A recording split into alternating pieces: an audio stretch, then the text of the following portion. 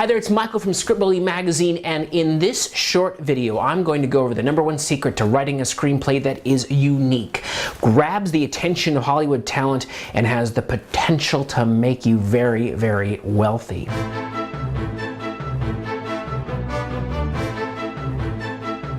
The formula is quite simple. Your script must be 106 pages long. It must involve spaceships and trucks that turn into robots. Your script must contain not one, but 2 cross-dressing roles for Adam Sandler and/or Eddie Murphy.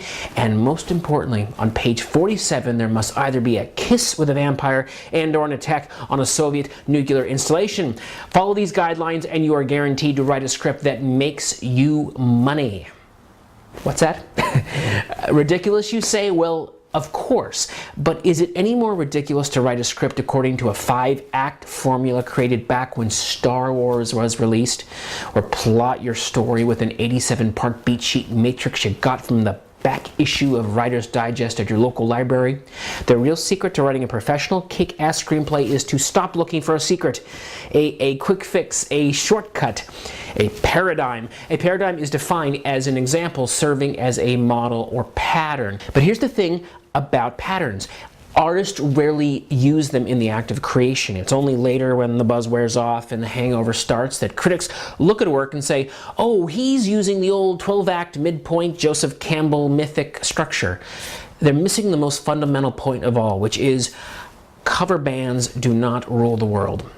Do you know anything about jazz?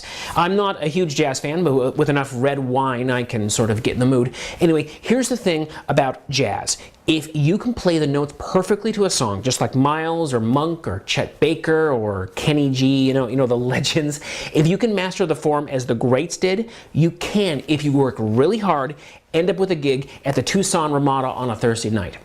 But if you can build on what came before you and create something new, something nobody has ever seen or heard before, you can change the world.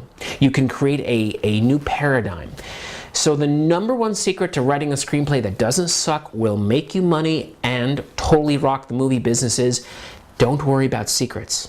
Worry about creating interesting characters that only you are capable of dreaming up, and put them in impossible situations.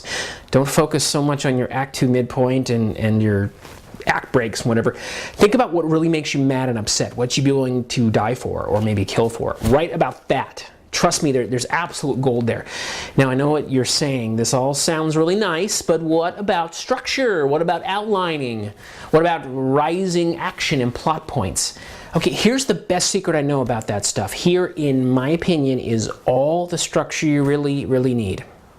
You ready? Come closer. Your screenplay needs a somebody who must do a something that they really don't want to do, or else this other something that's really bad will happen. So now the something they have to do must be the last thing they ever want to do. They only do it because they fear that if they don't do the something, that the other something is really bad and will happen. So that has to be much worse. Now, if somebody told me, okay, Michael, you have to eat chips and salsa every day for a month or the Russian mob will come and kill you. That would not be very hard. First of all, I love chips and salsa. But let's say that same Russian mob comes and says, we need you to rob the 7-Eleven down the street or we'll kill you. Or you have to break into SeaWorld and ride a polar bear. Or I have to call my psycho ex-girlfriend and take her to my high school reunion. Or they're forcing me to watch all 3 Twilight movies in a theater with 13-year-olds. Those would be very difficult choices. Those would be dilemmas. And the more difficult you can make the dilemma on your character, the more interested the viewer will be.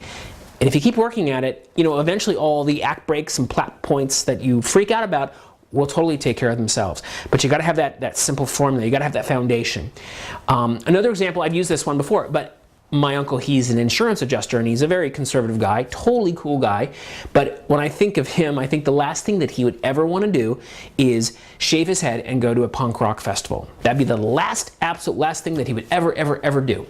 But what if he did it to find his runaway daughter? Now we're getting somewhere. Now it's a story, and we could play this as a broad Seventh Heaven type family comedy. We could play it as a dark David Fincher type thriller. We could do it as a musical, as an Olsen twin vehicle. The genre doesn't matter. What matters is we have this impossible situation base. And I'll bet you and I could spend a Saturday at Starbucks and like literally in 2 hours, come up with a competent like act breakdown of this punk rock dad script. And we could do it because we have a foundation. You have to have that foundation. The foundation is there's somebody who's got to do a something they really don't want to do, or else the other something will happen. And that's the formula. Don't, you know, a 7x, 5x, 3x. You just have to have the basic structure of somebody pushing beyond their comfort zone, because there's nothing more interesting to us as viewers to see somebody push themselves and find, you know, the old limitations they thought they had simply don't exist. Now, if you're the type of person who just cannot get enough of these cool insider tips or secrets to make your screenplays marketable, interesting, and capable of actually making you some moolah, please be sure to grab a copy of my new ebook, 7 Secrets to a Kick-Ass and Marketable Screenplay. To get instant access to this free content-packed ebook, all you gotta do is head over to scriptbully.com and pick up a copy. Don't worry, I will not spam you. I just want to help you be the best writer you can be so I can start reading some better stuff. And of course, if you have enjoyed this video, please Facebook like it or tweet it or whatever else the kids do these days. Good luck with your writing. We look forward to hearing from you, and don't forget, kick writer's block in the ass.